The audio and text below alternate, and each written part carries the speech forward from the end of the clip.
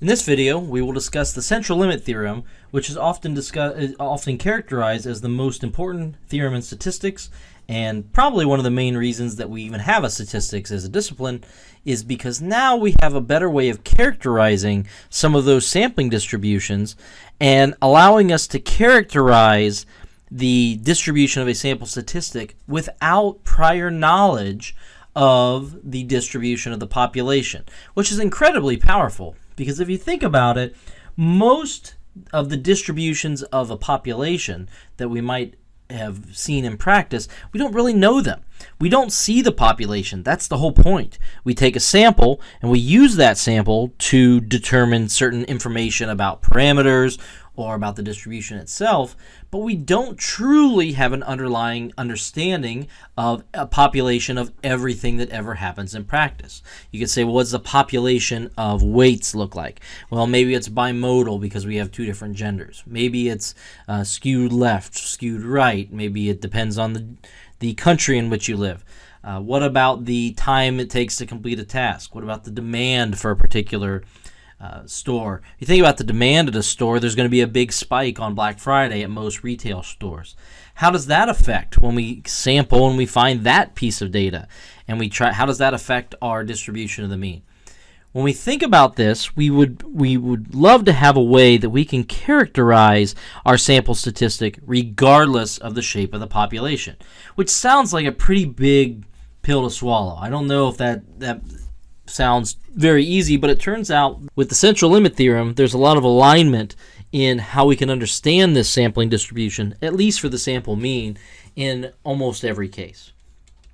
So let's get to it. The central limit theorem itself, it basically says that given a population with mean mu and standard deviation sigma, and notice all I'm saying here is that the mean is mu, standard deviation sigma, I don't even need to know what they are, the sampling distribution of the sample mean will be, first, approximately normal. And I'll say right now that is the key of the central limit theorem.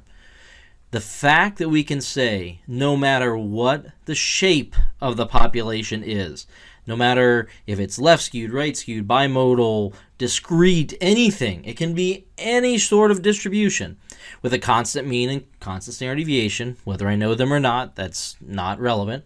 The sampling distribution of X bar will be approximately normal, which brings us back to that Gaussian distribution and how important and incredibly central it is to the field of statistics. Because without it, we aren't able to characterize these distributions, and without those, we really can't do anything in the context of statistics without knowing everything about a population. Now, this is not really a component of the central limit theorem, but it always kind of comes in as well, is that the mean of the sampling distribution is mu. So the mean of the sampling distribution of X bar, the statistic, is the same as the mean of the population. So even if we don't know it, the mean of the X bars is equal to mu, and the standard deviation of the sampling distribution is sigma divided by square root n.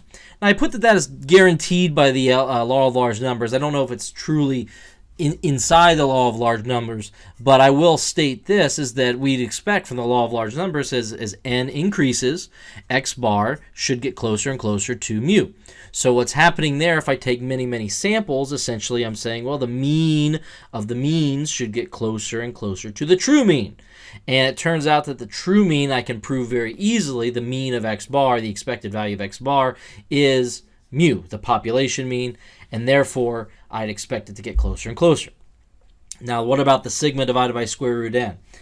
One thing you notice there, I'm taking the standard deviation of the population divided by the square root of the sample size.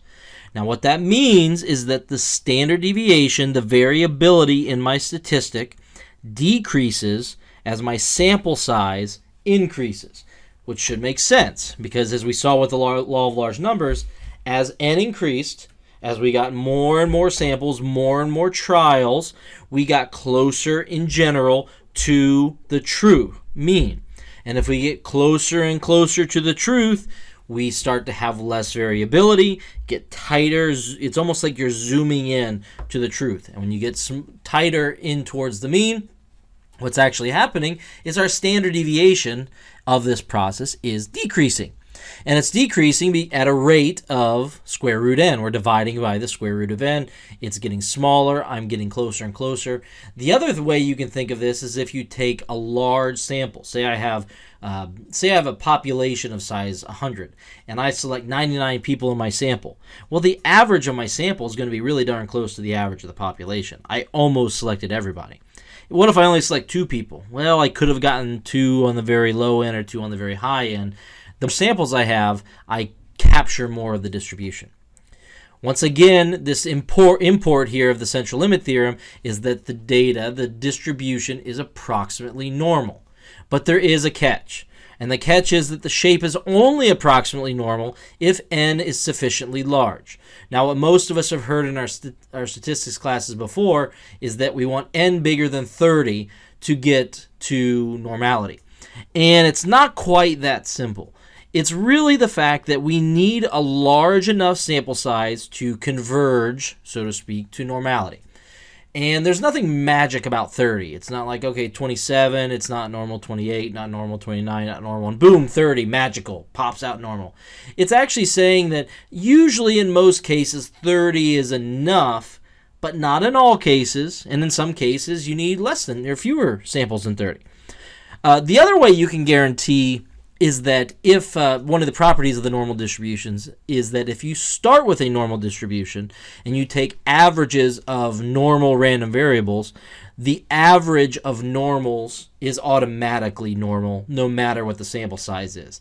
And that should make sense because, as we stated before, a linear combination of normals is normal, and the average is nothing more than a linear combination. So if you start normal, you're normal no matter what n is.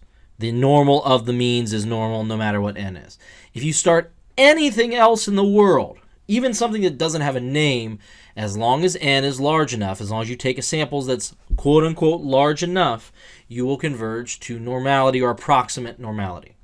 One thing I should state is that another name for the standard deviation of the mean, remember this is the sigma is standard deviation of the population. What's the standard deviation of the sample means? It's sigma divided by square root n. This can also be referred to as the standard error of the distribution. Standard error is simply the standard deviation of a statistic. And the statistic that we're looking at here is x bar, so the standard deviation of that statistic, sigma divided by square root n, is the standard error. So again, it's the most important theorem in statistics, and why? It's because we have no need. As long as we have enough size, as long as n is large enough, it does not matter what the population looks like, which is great because we don't know. We don't have the ability to find out what the population looks like. So we are going to be able to use our sample, and by only taking one sample, I already know what my distribution of the samples should look like, because I can characterize the distribution of x bar knowing only mu and sigma. Incredibly powerful result. No matter the size of n, we can easily prove that the expected value of x bar is mu and the variance of x bar is sigma squared over n. I will go ahead and do that in the next video very quickly via our lightboard to show you that proof. That is, those are given. That is not part of the central limit theorem. The key is, not only does the mean go to mu, this variance goes to sigma squared over n, the distribution becomes normal. By characterizing that, I can do all kinds of probability calculations on the normal distribution, which is very helpful in my understanding of the statistic to gain insight into the population. We'll examine this for the next couple videos. We'll first look into the proof of these expected value and variance of the sample mean. Then we'll actually do some simulation of this to show that this does indeed work. If you look at the previous video, we have already done this. You can look at the distribution of the mean of the arrival times, and we found it was approximately normal. Now, I took a sample of size 100, bigger than 30, seemed to be reasonably large enough, and we got an approximate normal distribution. We're going to see this and see the effect of n via simulation to see how the distribution changes based on the sample size and how it approaches normality.